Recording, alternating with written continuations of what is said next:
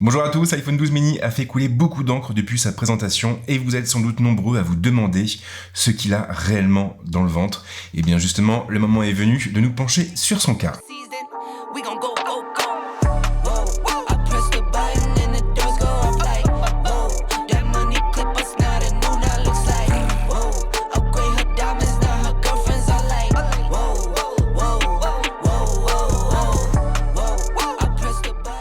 Alors vous le savez, Apple s'est montré particulièrement généreux cette année en dévoilant pas moins de 4 nouveaux smartphones, un iPhone 12 mini, un iPhone 12, un iPhone 12 Pro et un iPhone 12 Pro Max. L'iPhone 12 et l'iPhone 12 Pro sont dispo depuis le mois dernier, mais il a fallu attendre ce mois de novembre pour mettre la main sur l'iPhone 12 mini et l'iPhone 12 Pro Max. Or justement, si vous me suivez depuis un moment, ou en tout cas depuis la semaine dernière, alors vous savez que j'ai reçu vendredi 13 novembre un iPhone 12 mini et un iPhone 12 Pro Max. Et c'est donc au tour de l'iPhone 12 mini de passer sur le grill.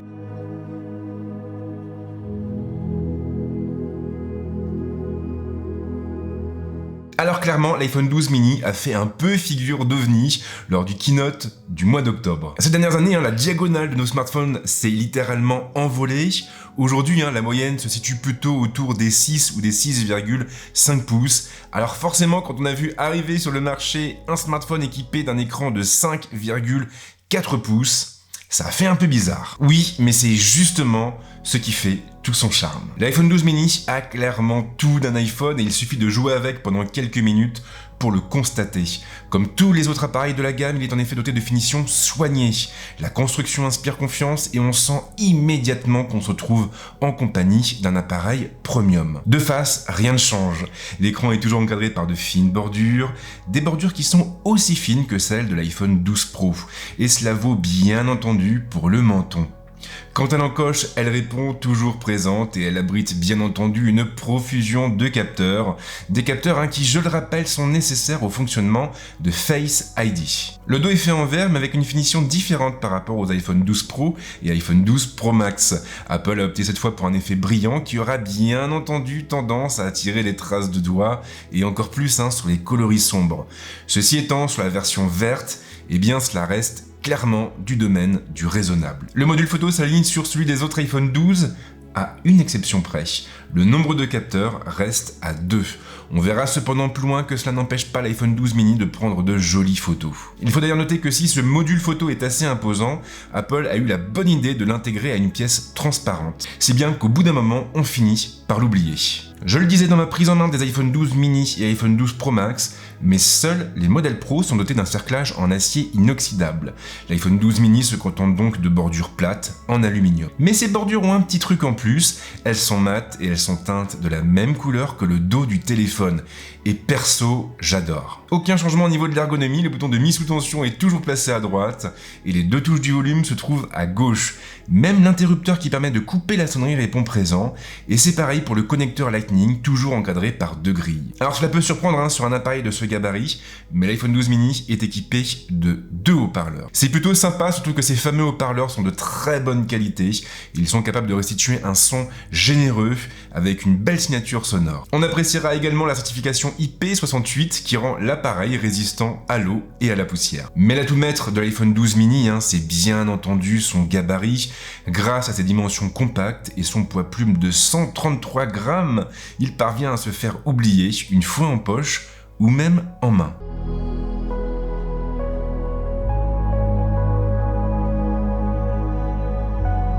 L'iPhone 12 mini est robuste, c'est un fait. Son écran Ceramic Shield le protège contre les chutes et les chocs, mais ce n'est pas non plus une raison pour ne pas le protéger. Et surtout pas si vous comptez l'emmener avec vous pour aller courir, pour partir en randonnée ou même pour bricoler. Et c'est évidemment là qu'intervient notre partenaire RhinoShield. Si vous connaissez un petit peu la gamme de notre partenaire, alors vous savez qu'il compte pas mal de collections différentes à son catalogue. Et ici, en l'occurrence, il m'a fait parvenir 2 protections différentes pour l'iPhone 12 mini, à savoir une mode NX rouge et une solide suite noire. Dans les deux cas, les coques offrent une protection 1000 STD 810G et elles respectent donc les standards militaires américains en termes de choc et de chute. Elles ne craindront pas non plus l'humidité ou la chaleur, ni même le froid. Mais ce n'est pas tout. Grâce au polymère développé par RhinoShield, un polymère propriétaire, les coques seront aussi en mesure d'absorber les impacts direct des chutes d'une hauteur de 3,5 mètres. En revanche, si je peux vous donner un conseil, c'est de ne pas vous limiter aux coques de protection et de penser aussi à protéger l'écran de l'appareil. Le Ceramic Shield, on l'a vu, protège les iPhone 12 des chocs et des chutes. En revanche, il les rend aussi extrêmement sensibles aux rayures. Ce qui est d'ailleurs un peu devenu un problème récurrent depuis l'iPhone 10. Et justement, grâce à mon partenariat avec Rhino Shield, je peux vous offrir 10% de réduction sur votre panier. Tout ce que vous avez à faire, c'est de saisir le code FREDZONE au moment de valider votre commande. Et bien sûr, j'en profite une nouvelle fois pour remercier Rhino Shield qui me permet aussi de développer ma chaîne.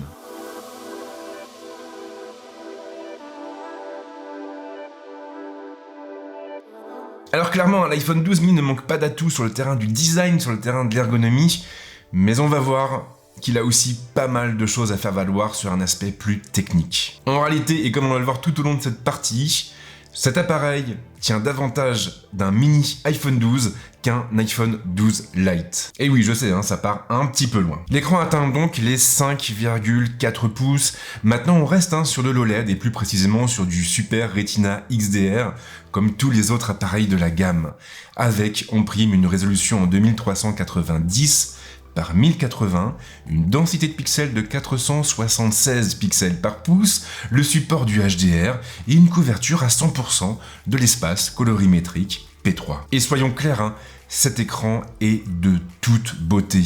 Que ce soit en termes de colorimétrie, de contraste ou de luminosité, je n'ai pas vu la moindre différence avec un iPhone 12 Pro qui approchait déjà de la perfection. Et cela veut également dire que l'iPhone 12 mini se prêtera à merveille au jeu du multimédia, et ce en dépit de sa petite diagonale. Car oui, on peut parfaitement regarder des séries ou des films sur l'iPhone 12 mini, je l'ai fait à plusieurs reprises durant cette semaine de test, et je n'ai constaté aucune gêne, et ce alors même que je suis plutôt habitué aux grandes diagonales. Si l'iPhone 12 mini fait l'impasse sur le 90 ou 120 Hz, il se prête cependant bien à un usage orienté gaming. La puce A14 que l'on trouve à l'intérieur de l'appareil est en effet capable d'animer n'importe quel titre avec un maximum de détails. Durant cette grosse semaine passée en compagnie du téléphone, je n'ai donc pas constaté le moindre lag, la moindre latence, et ce même sur les plus gros titres dispo sur Apple Arcade. En revanche, attention car sur de longues sessions de jeu, l'iPhone 12 mini aura tendance à chauffer. Alors jusqu'ici, c'est quasiment un sans faute, mais il nous reste un point à aborder, à savoir la question de l'autonomie. Et là, malheureusement, le bilan est un petit peu moins positif. Alors soyons clairs, avec mes usages qui ne sont pas forcément les vôtres, et qui reposent sur de la photo, sur les réseaux sociaux, sur des applications comme Feedly ou Flipboard, et sur du multimédia, eh bien l'iPhone 12 mini ne tient pas plus d'une journée. Alors c'est vrai que cela déçoit un peu, surtout que là, aujourd'hui, à l'heure actuelle, on n'a pas encore la 5G. Maintenant, je pense que c'est aussi le prix à payer pour avoir un téléphone aussi puissant avec un encombrement aussi réduit. Et d'ailleurs, l'avantage aussi, c'est que sa petite batterie sera du même coup plus rapide à charger. Pour peu que vous ayez un bloc chargeur compatible avec la charge rapide. Car en effet, si vous comptiez vous cantonner au MagSafe, eh bien, il va falloir revoir vos plans. Alors, entendons-nous bien, j'adore le concept sur lequel repose le MagSafe. La techno ne se limite d'ailleurs pas à la charge, et le système de tâches magnétiques promet de très belles choses du côté des accessoires, et on sera sans doute amené à en reparler. En revanche, pour la charge, la puissance n'est clairement pas suffisante, du moins pas lorsqu'on souhaite recharger l'intégralité de la batterie de son téléphone. Le MagSafe suffira clairement pour un usage ponctuel, genre vous rechargez votre téléphone avant de partir du bureau, mais en revanche, pour un usage régulier, vous ne pourrez pas vous passer du bloc chargeur. Et du coup, en termes d'usage, et en tout cas à mes yeux, on est un peu en présence d'un produit qui est complémentaire. Pour l'instant, le MagSafe ne peut donc pas remplacer le bloc secteur, mais il faut reconnaître qu'il le complète merveilleusement bien. Parce que l'avantage du MagSafe, c'est que vous pouvez le laisser connecté, branché, accroché à votre iPhone 12 mini et manipuler votre smartphone comme vous le feriez en temps normal. Et ça en revanche, ce n'est pas possible avec un chargeur sans fil traditionnel, puisque là en l'occurrence, dès que vous prenez votre téléphone, eh bien vous interrompez la charge.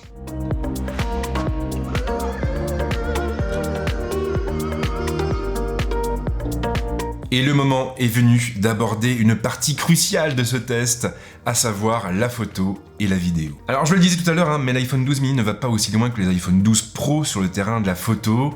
Il se limite en effet à 2 optiques et 2 capteurs. Le capteur principal atteint les 12 millions de pixels et il est couronné d'un grand angle qui ouvre à 1.6 avec un OIS et donc avec une stabilisation optique. Le capteur secondaire affiche la même définition, cette fois avec un ultra grand angle qui ouvre à 2.4 et qui offre un champ de vision de 120 degrés. On perd donc la troisième focale, on perd le zoom optique, mais en dehors de ça, sachez que les performances de l'iPhone 12 mini sont similaires en tout point à celles de l'iPhone 12 Pro. Ce qui se traduit du même coup par une belle polyvalence, et ce dans toutes les conditions lumineuses. De jour, que ce soit en intérieur ou en extérieur, l'iPhone 12 mini produit des images proprement irréprochables, malgré une légère tendance à tirer sur le jaune. Le terminal est en effet capable de produire des images très détaillées, avec une dynamique qui force le respect, et une mise au point à la fois rapide et précise.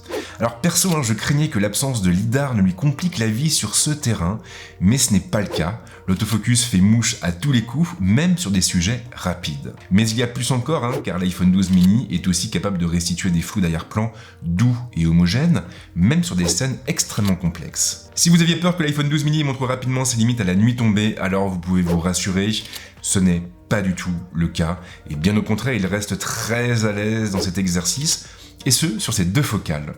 Encore une fois, il pourra donc générer des images précises, détaillées et dotées d'une très belle dynamique. Aucun problème non plus au niveau de la balance des blancs qui tape dans le mille à tous les coups. Le seul défaut notable que j'ai relevé finalement, c'est une légère sensibilité aux flares. L'iPhone 12 mini embarque donc deux vraies focales, un grand angle et un ultra grand angle. Alors le zoom est permis bien sûr, mais il n'est pas optique. Le grossissement se fera donc numériquement, ce qui se traduira du même coup par une perte de qualité par rapport au zoom d'un iPhone 12 Pro ou d'un iPhone 12 Pro Max. Ceci étant, le traitement logiciel permet au téléphone de monter aux 2 fois sans trop de difficultés.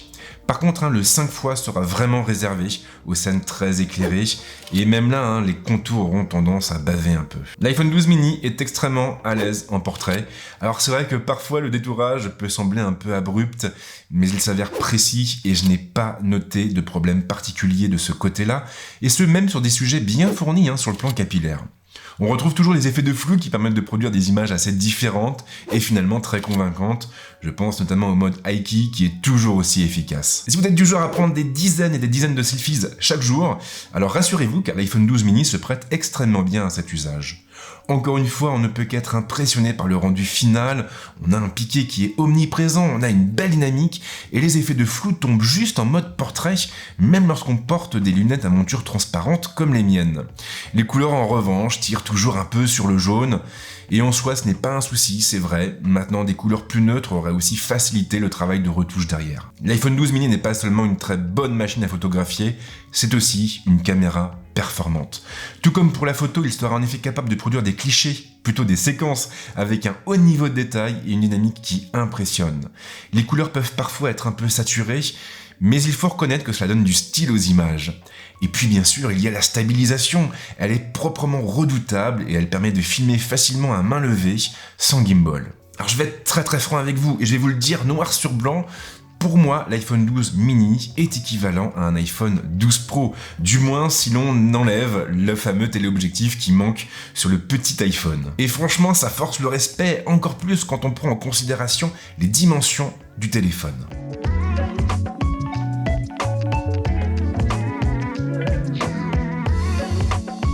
Alors avec un tel nom, on pourrait penser que l'iPhone 12 mini est un peu un iPhone 12 au rabais, mais clairement, ce serait faire une très grave erreur. En réalité, il n'y a que deux choses qui le distinguent d'un iPhone 12 Pro, c'est son gabarit bien sûr, et puis la focale manquante. En dehors de ça, on est en présence d'un appareil qui offre le même niveau de puissance qu'un iPhone 12 Pro, on est aussi en présence d'un appareil qui prendra d'aussi belles images qu'un iPhone 12 Pro, mais le tout dans un format extrêmement compact. Et au final, je ne retiens qu'un seul défaut, et ce défaut bien sûr, c'est l'autonomie. Une journée avec mes usages, c'est peu, et ça veut aussi dire que des gens qui jouent beaucoup devront recharger leur appareil avant la fin de la journée.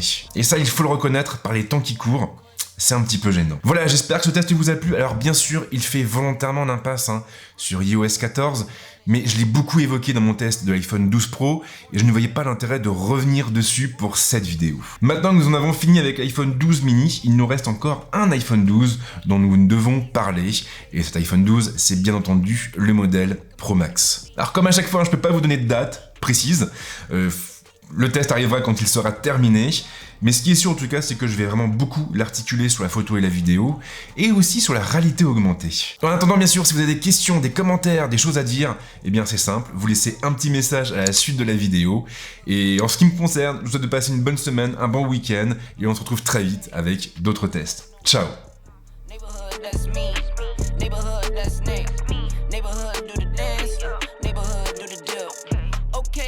Thought I'd never make it like no way. I'm the real deal, no role play. My days off, that's no days. No, I hustle hard, young rose. E be the shooter, that's cold case.